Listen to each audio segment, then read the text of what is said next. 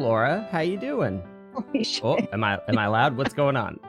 Yeah, it was just very, very silent, and then it was very, Oh, very no. not silent, and it startled me. Surprise, Just a bit. surprise. Let me make sure it's not a problem on my end. It's not. Hello, how are you? Hi, I'm hanging in there. How are you? Also, hanging in there. I have some confessions to make. No. And I'm deeply embarrassed by these confessions. Okay. And I take full responsibility for the information contained therein. One of which is, as I was auditing my personal and professional finances, I came to the difficult decision to retire the domain podfriend.pizza. Yeah, that seems fair. Yeah. So that is, I'm going to have to update the outro to the podcast, but I was able to consolidate a lot of my web stuff into a single thing, and it's saving me hundreds of dollars a year, and it already feels really nice. Just really so good. I love not spending as much money. But another confession, a second of three, is the reason I was a little late today is because I slept in 2 hours later than I normally do, and it kind of pushed everything back a bit. So that's my bad. I apologize for how that impacts our recording. Even my cats were upset. They're not used to waiting till 9 a.m. for attention and treats. Honestly, I don't mind the being a little bit late. I am severely jealous about that because I have not slept through the night in 3 weeks. Oh, my God. That's heartbreaking. Yeah. Anyway, we'll get to that, but that's kind of where I'm at personally. Well, my third confession, and there are some decisions to be made around this one. This is the most egregious. Getting ready for this and just looking to figure out what we talked about in our last conversation, look at the notes and stuff. I discovered that in my increasing busyness with production schedules and other things, I did not post the previous episode at all. Hey, look at that. So that's a oopsie on my part, for sure. For posterity, I will probably post that before this one. Sure, that makes sense. Because it was still a lovely conversation. That was one of those few times where I had forgot, and I mean, like, maybe this is why I forgot to post it, but I was busy enough that I forgot about the recording entirely, and you were the one that started it, and that's always like, oh, thank God it's not just me. But then I made a million mistakes, so anyway, I feel unburdened. Good, I'm so happy for you. I'm so sorry about all these disappointing things and how I'm letting you down in many different ways. I feel not let down. I mean, honestly, if this was like a real, like, we were making money off of it, we had people that relied on our conversations, then I'd be like, you'd be very nice right now and then blow me up texting afterward, like, you need to get your shit together. We're running a business here, Colin. This is, but we're not. We sure aren't. Not. We sure we're are good. not. I mean, I'm running like a little personal business, but that is immaterial to the nature of our friendship, I think. Agreed. Anyway, I hope so. Anyway, you are allegedly sleep deprived. How has life been? Yeah. Very, very sleep deprived. I'm doing okay. It has been getting better, which is something, but the problem has been, many pronged problem here, but Ellie started, so she's almost 2.5, not quite 2.5 yet, which is like a very common time for kids to suddenly have a very overactive imagination and be like, scared of the dark all of a sudden. And so there was a solid week there where she was waking up like absolutely hysterical, like screaming, crying, like inconsolable, like 2 to 3 times a night. And she said she was afraid of shadows, and we were trying to figure out, like, how do we, like, is this a night light situation? But if she's afraid of shadows and not the dark, like, that just makes it worse. And like, it's a whole fucking thing. So that's been really fun. And then she also got sick. So then she was waking up coughing and then crying and also afraid of the dark and also coughing and needing to do, like, whatever, like, blowing. I'm not going to lie. Her problems make her sound like most adults on TikTok. So yeah. And then that's been slowly, so she's not really sick anymore, but she's still congested because now it's just like the time of year where all kids under the age of 7 are probably just going to be snotty for the next 6 months. I would argue all adults over the age of 7 too, going by my own experiences. Yeah, true and fair. But yeah, so now she's like congested, so she's not really waking up as much overnight, but she is coughing, and that keeps me awake because I sleep. Yep. I'm the literal lightest sleeper in the entire universe. Oh dear. So that's not great. So that keeps me up. Every time she coughs, I wake up. The thing that has been getting better is that I haven't had to like get out of bed, which helps, but my sleep is disrupted. And last night in particular, she did wake up crying at like 3 o'clock, and I think she might have been afraid of something, but like she's doing much better. We didn't have to go in. But then I just never really fell back asleep. Yeah. And like I went downstairs into the guest room to see if like, I could listen to my podcast, whatever volume, I could like flip and flop and not worry about Charles. And like, instead I just kind of lay there until 6:15.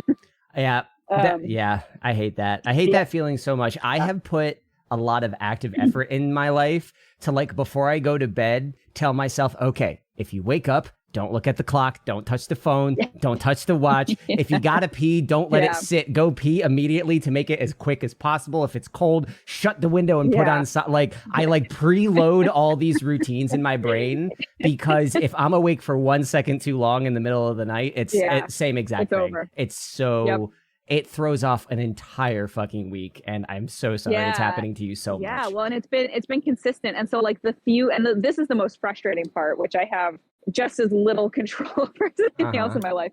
And this has been getting better, but of course it happens every other time. So there have been maybe 3 or 4 nights in the past 3 weeks that Ellie has slept through the night. And on those nights, my sensor has gone off and my blood sugar has been low, and that wakes me up. And then I have to like get up and go downstairs if I haven't remembered to bring something with me. And like, so it just feels like every single fucking night I am just like asking to be disappointed. Yeah. And I don't even have a newborn yet, but that's going to be super fun when that happens. Legit, I legit forgot you were pregnant again. Totally out of my mind. That's astonishing to me that you are having this many sleep problems and none of them are the pregnancy. Yeah, no, none of them have been the pregnancy. I mean, I'm starting to feel like I need to pee in the middle of the night, which like feels really early for that. I feel like that didn't really happen to me until I was like 6 months pregnant last time. Yeah, that didn't start happening to me until I was like, oh no, it's always happened to me. Never mind, continue. Like that might start being a thing where I'm going to be waking up. And like, I think the thing that will make it, not to say that having a newborn will be easy in any way, shape or form, but like I have to get Ellie up by 6:45 or 7 o'clock and like get her to school by 7:30 so that I can get to work.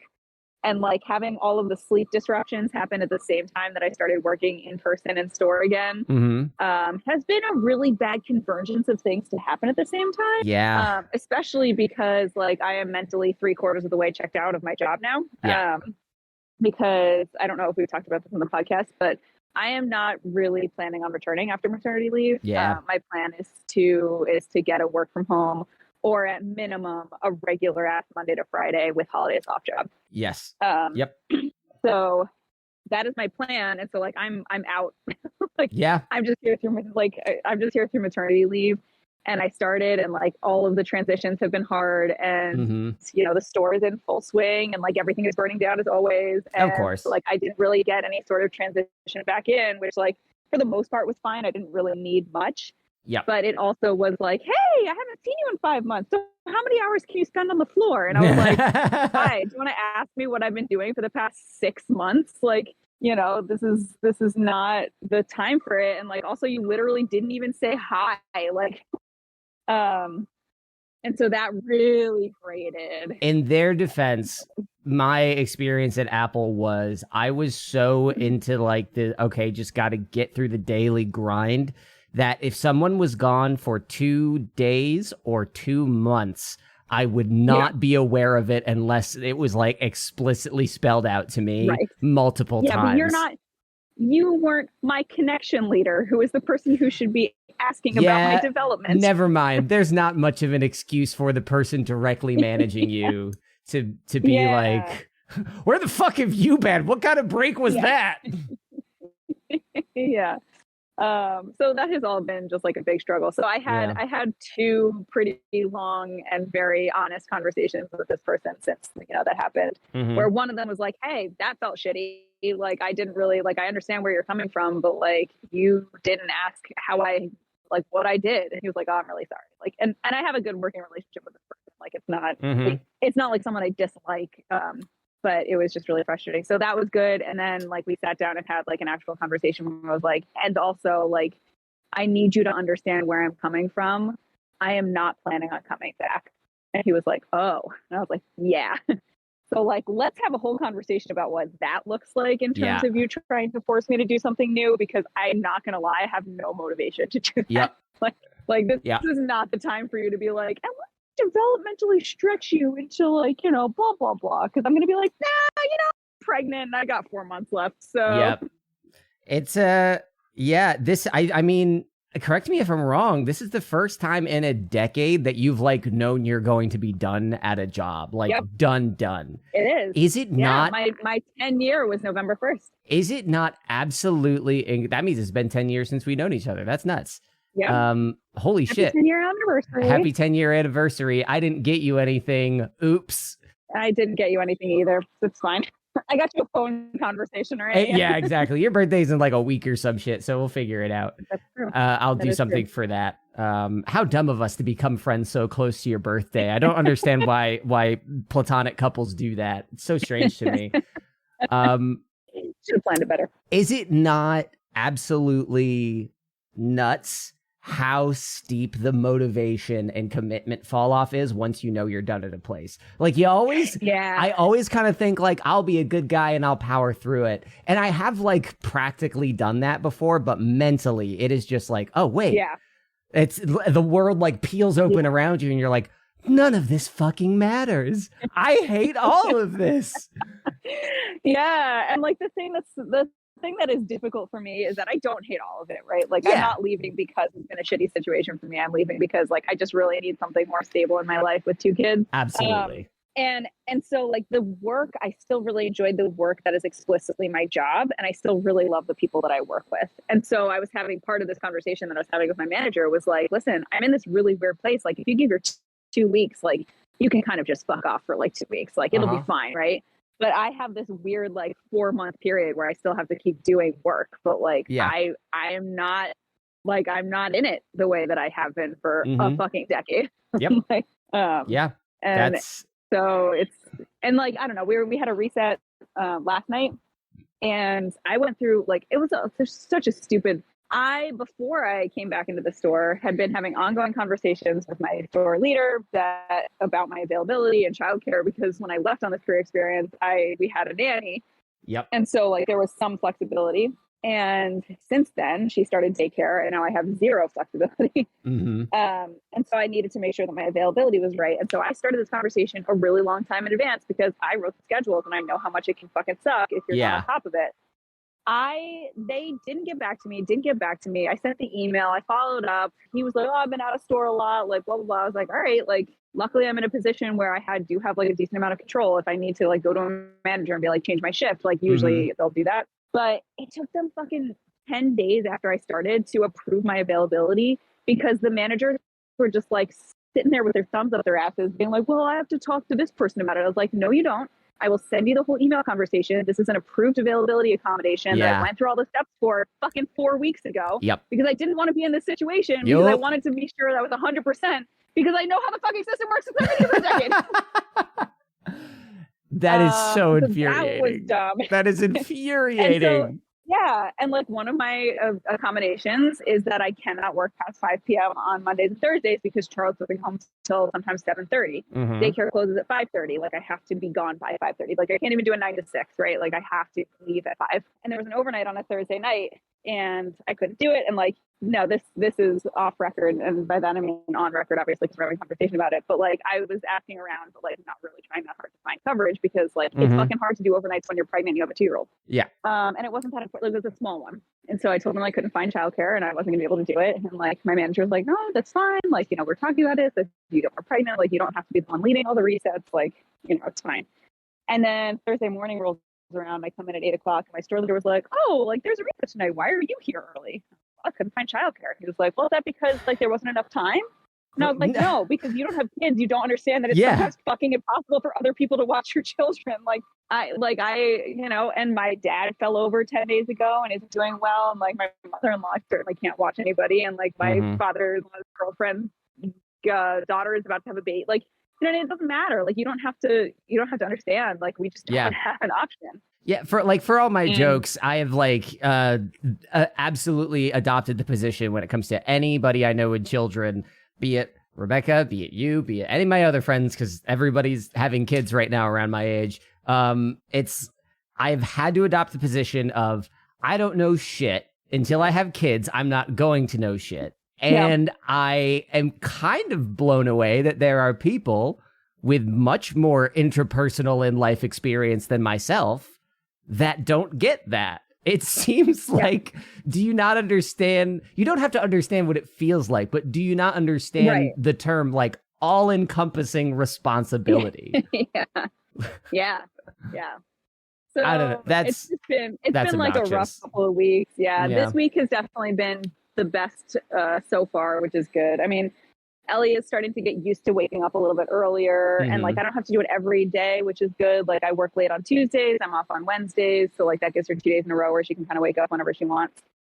But you know, like most mornings where I have to wake her up by 6:45, like we have literally, I'm going to send you this picture. It's amazing.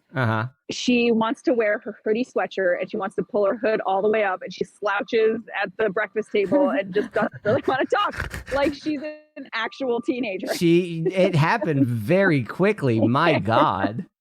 I thought I had at least 10 more. You must be so proud of this child. It's pretty funny. I have some really, really. That's good. That's excellent. Slumpy kids. But like, yeah, so that has gotten a little easier. It's gotten a little easier. Like I was actually on time, like I think every day this week, which is certainly not the case the first 2 weeks I was back. Whoopsie. Yeah, it is what it is. Yeah. But that's the thing. Like it is what it is. Like they're not going to fire me. Like I guarantee you that even if I have terrible time and attendance over the next 4 months that I'm here, however long it's going to be, like they're not going to fire me over that, because I'm going to be. I mean, like, I know how to be like, I'm having a problem. I need another accommodation. Blah blah blah. Help me. That's what Kanye said about Adidas, but then he kept being an anti-Semite, and Adidas. I think that might be just a little different. You're right. Different. There might be a different set of dynamics at play in these two situations I've compared. Yeah, that is frustrating. I have a hard time saying that like it's been a tough couple of weeks, especially when I listen to the list of things you provided, but it certainly has been an anxious several weeks at the very least. On one hand, speaking of feedback situations, I'm currently in the middle of another edit for Ben, Adam, and Wendy over at Greatest Generation. And by like notes are notes. I like getting notes. I think I made a comment on my last edit that I did something that was a little too lewd, and I was like, all right, I know where the line is. And apparently I don't, because I did something else that they want me to take out. And I was like, I really thought that'd be super chill, and it wasn't. But basically, I'm in that anxious middle ground right now where I've started getting notes, and I haven't started addressing it. So I have this ancient bubble of this anxious imposter syndrome-esque, like, oh God, I can't do anything right. But I've also... I haven't started fixing it yet, but I already know how to fix it. There was also, and I don't know if this was awkward for them, but it was awkward for me because there was, and I'm not going to get into the technical details of it, but basically like file paths on a computer is where a file lives in your storage. And there was a thing last time where I sent a file over in a fucked up way because something didn't work. And they were like, okay, I can't see where these files are. And I'm like, I'll fix it. And I did. But then it happened again this time after I did everything right.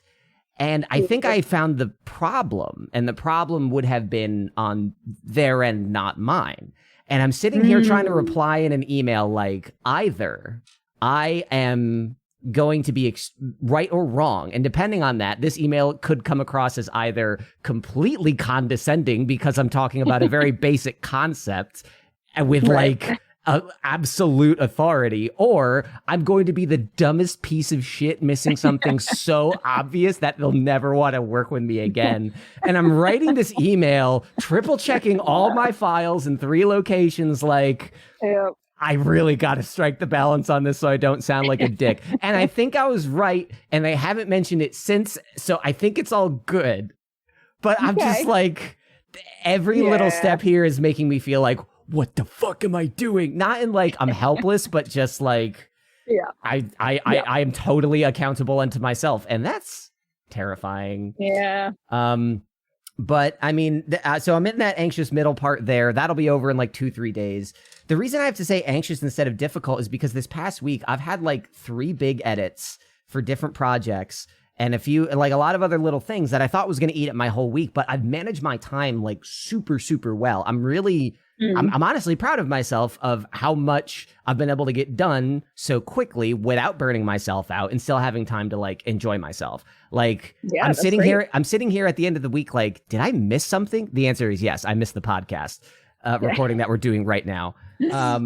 But like, that's just kind of been the vibe for a while. I've been doing the stuff on YouTube with Destiny, and like that's slowly growing, but that's just more time I have to spend. That's great. So just bits and things right here, like here and there, just schedule filling up, but not really. But then the coup de grace, I almost said the coup d'etat, which is a very different thing, is during a meeting at my day job, our team leader was like, so corporate is having talks about people coming back into the office. And every hair on my body stood straight up because I've said it before. You're not going back into I'm not going back into the office. The good news seems to be that literally everybody else on the team, including the people in charge, don't want that. That makes sense. Want to stay remote. And I mean, like, I can hear the people in charge passing down the corporate language of like, oh, well, some people want to go back and this and that, but it's, you know, the same boilerplate stuff that every company is spewing out instead of saying we don't trust you, which is the crux of the thing. Right.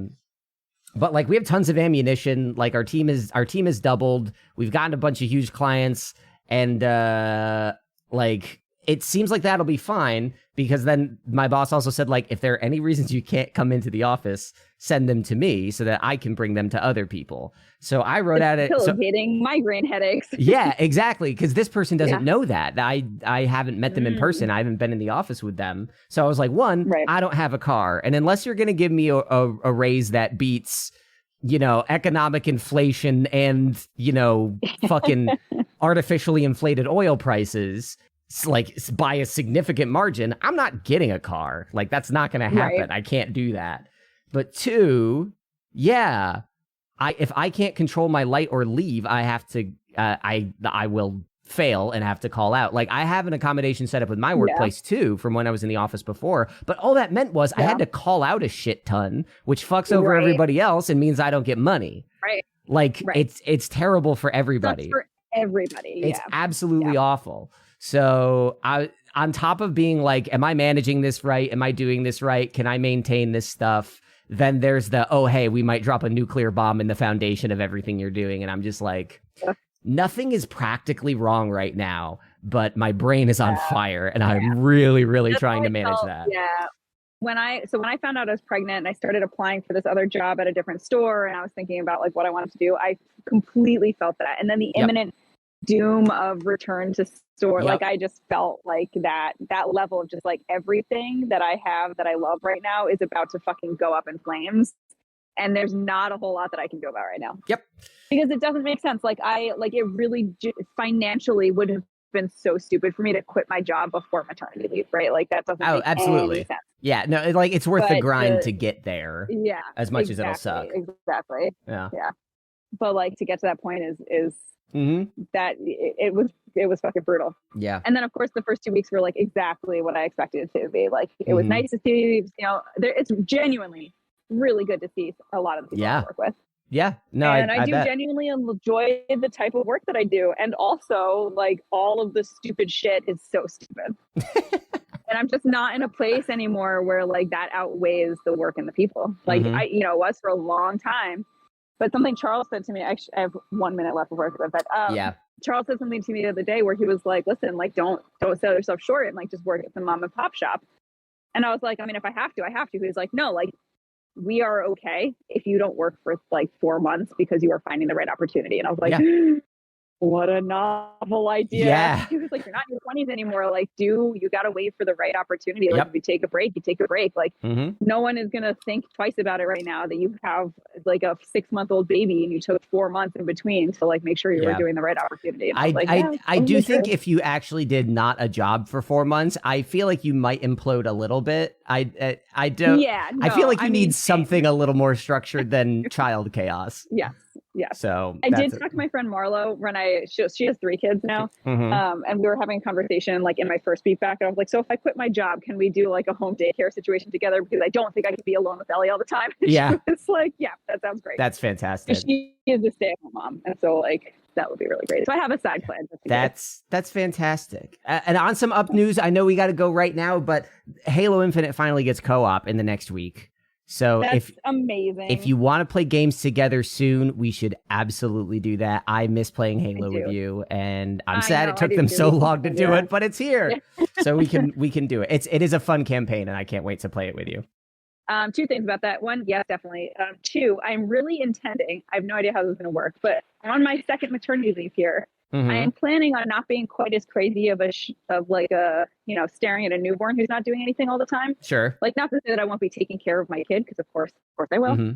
But yeah, like I'm hoping that I will be a little bit more calm in terms of doing things that I want to do instead of just being anxious about whether or not my kid is going to be asleep. Well, at least you know that I'm a person that will always push you to do things you want to do instead of things you should do. So you can you have support in that indulgence. Absolutely.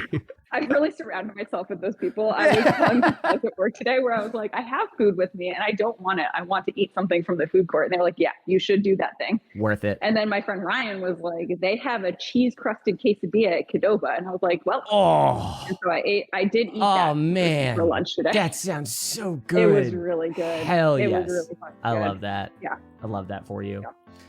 Yeah, it was pretty great. So.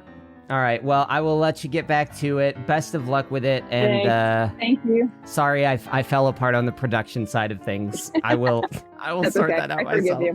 All right. Goodbye, Laura. I'll talk to you soon. Sounds good. Bye.